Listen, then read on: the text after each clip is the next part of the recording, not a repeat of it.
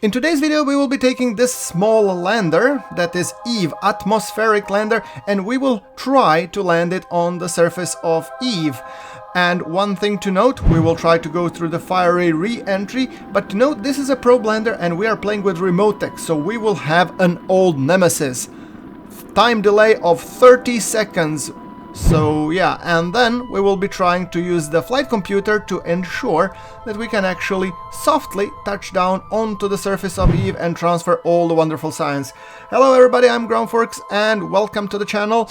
I namely post Kerbal Space Program, stationeers and everything related to space exploration and all that kind of good stuff. So if you're here for the first time, do check out the channel. There's lots of good Kerbal Space Program and Kerbal Space Program 2 content, and if you're coming back, then welcome back and hope you enjoy the episode. So, as mentioned, we have ditched this deployer, which we will be putting into the same inclination as Gilly and a slightly higher orbit. The reasoning being that it will be our main relay, which will be receiving the information from Kerbal and relaying to all underlying satellites.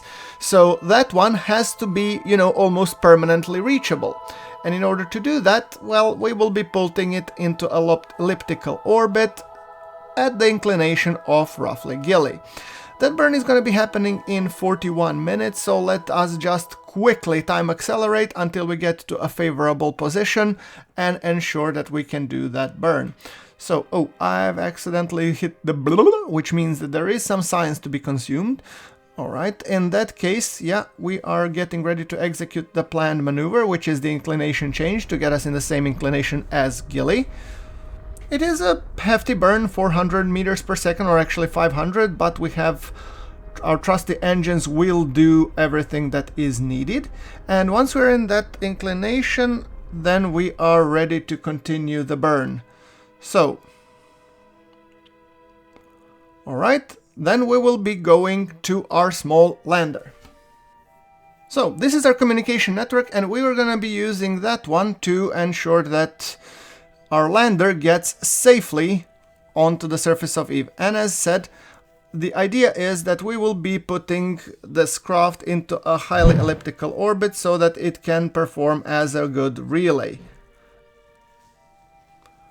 And sometime after, yeah, I've jumped the footage a little bit. You can see the relay in the bottom right, relaying information as needed. And now we are at 450 by 450 kilometers orbit, which means we will be doing the Deorbit Burn, but that's going to happen in multiple stages. First, we're going to lower our periapsis low enough, and that will allow us to select a landing spot, and it will also ensure that the heating that we are receiving while entering will not be too much. Alright, so executing the planned maneuver will be in 28 minutes, roughly. Alright, getting there shortly and securely, and then we'll be performing the burn.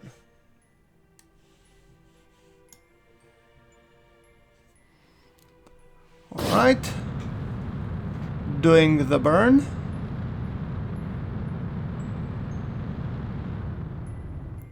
There we go. Now we are in periapsis 123, so now we're gonna lower our apoapsis as well.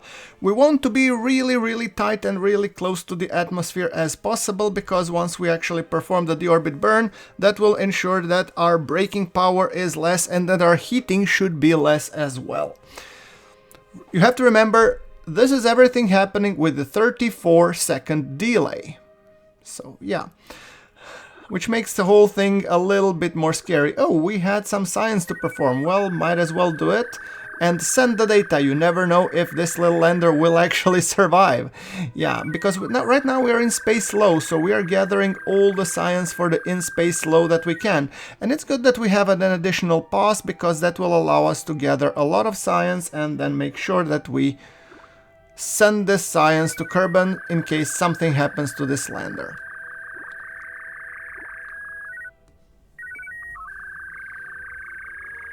I'm really putting my faith into this little dinky one, because that one should bring us a load of science.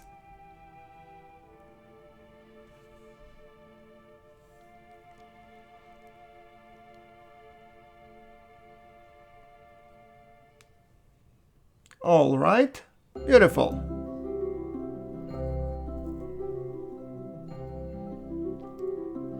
That will actually ensure that we can finalize this going down procedure, so to say.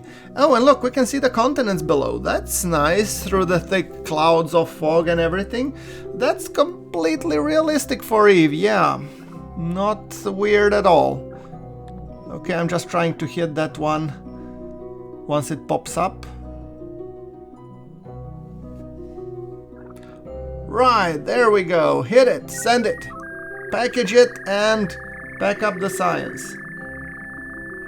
Alright. That sounds good. Alright, so once we have lowered our orbit, the next step is actually performing the deorbit.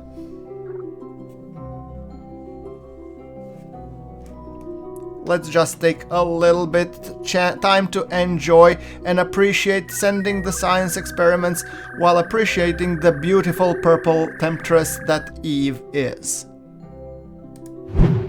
Grabbing those last bits and bobs of the science when we can and then we will be ready for the deorbit. Okay, let's add a maneuver node, and at this point we shall be going and shooting for roughly a 70-kilometer periapsis. Yes. Alright. So now what do we want to do? We really want to go there, and we're gonna be doing the deorbit burn. Alright. Going down. Ready. Alright, our periapsis is at 70 kilometers, which means once we are down, we will be able to go into the atmosphere. So now I have to take care of antennas, photovoltaic panels, and everything else. And I have actually put the Communitron to activate in roughly half an hour, in 24 minutes. And that's because between that and later, I have to queue up a lot of things. So the idea is that in 24 minutes we will roughly be landed at the Eve, or we will be destroyed. And if we're landed, then what we will want is Communitron to extend, because the antenna that we are using on the lander craft will not be enough. So one thing that I'm also doing, as you can see, I'm putting a delay of 12 minutes and triggering all kind of science experiments, and that is because during our descent, I want our science experiments to fire, because I want to be gathering data from the Eve's atmosphere. And now I'm actually doing pre-deployment and deployment just to ensure that our parachutes will be armed. So they will be armed, and when we reach a certain height or atmospheric level, at that moment we will be just hitting hard and hopefully landing. So that's the idea, and hopefully that should be fine. Alright, is everything queued? Yes, I hope so. And then we will be going... Look at the Eve, look at that sunrise above Eve. Isn't it beautiful? Isn't it glorious? Alright, so pointing our nose, or actually our butt prograde, or nose retrograde if you will. And I have this deliberately killed the flight computer now, so I want the SAS to be on. I mean, the computer will execute still everything else that's related, but after that has been done, then it will be possible to hold. So the reason why I'm having SAS hold the orbit retrograde is because SAS will do a seamless transition from orbit retrograde to surface retrograde, which will make sure that we are pointing with our bottom down. And now we have ditched the descent stage, and we are hopefully keeping the orbit retrograde, and our heating will be hitting soon. We are getting close to our periapsis, which is 68 and falling. And as you can see, our experiments will be firing in roughly 1 minute and 24 seconds. And there are all kinds of available experiments ready. So yeah, but we cannot trigger them at the moment. They will be triggering on their own, and we will be storing them until we land, and we will be able to send this data back. This way we will ensure that we get double data. We will get data from the atmosphere using probe with signal delay, and if you look up In our RemoteTech sensor, red icon says we have no connectivity whatsoever, so we cannot do anything at the moment except for wait and hope. Right, so I'm just making sure that when experiments pop up that they are being stored, because currently we cannot send, we cannot transmit, we cannot do anything.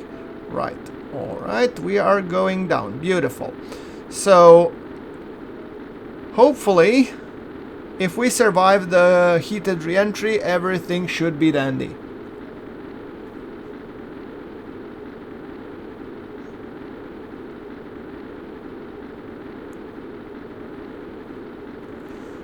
Alright.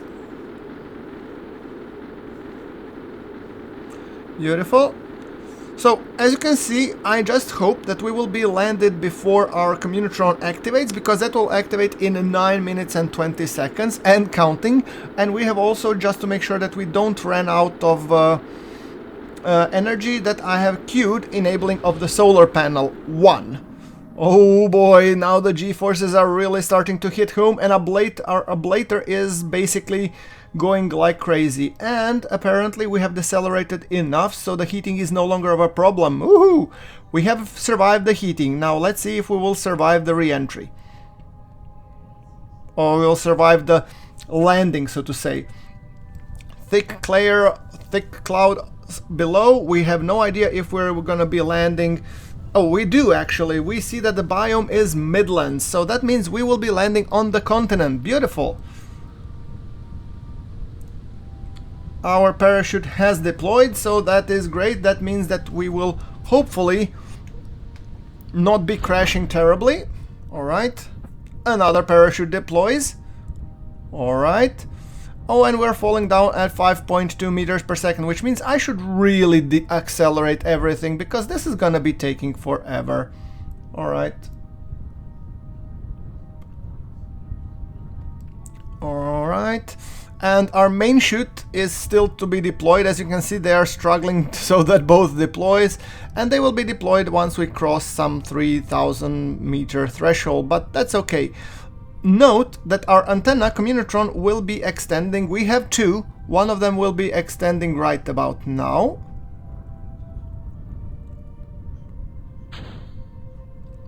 Oh, and we have connectivity. Yay! That means that I'm immediately saying extend another solar panel, jettison the heat shield, and let's do some data transmissions. We are transmitting science as much as we can, because hopefully maybe we can even do, you know, flying low. So let's see if we may manage to get that. Alright, we have jettisoned the heat shield. Can we extend the landing struts? Hopefully we can. Those will be coming in shortly. Okay, beautiful. We are descending through the thick layer, and clearly we don't see anything, but we know that we are 3.7 thousand meters above sea level, or not sea level, actually above land. And we can already see some bubbles as we are going down. That's beautiful. Alright, just in a second. Beautiful.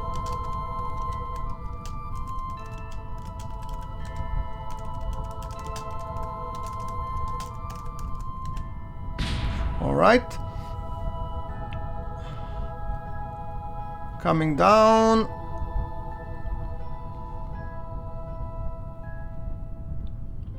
Alright. There we go.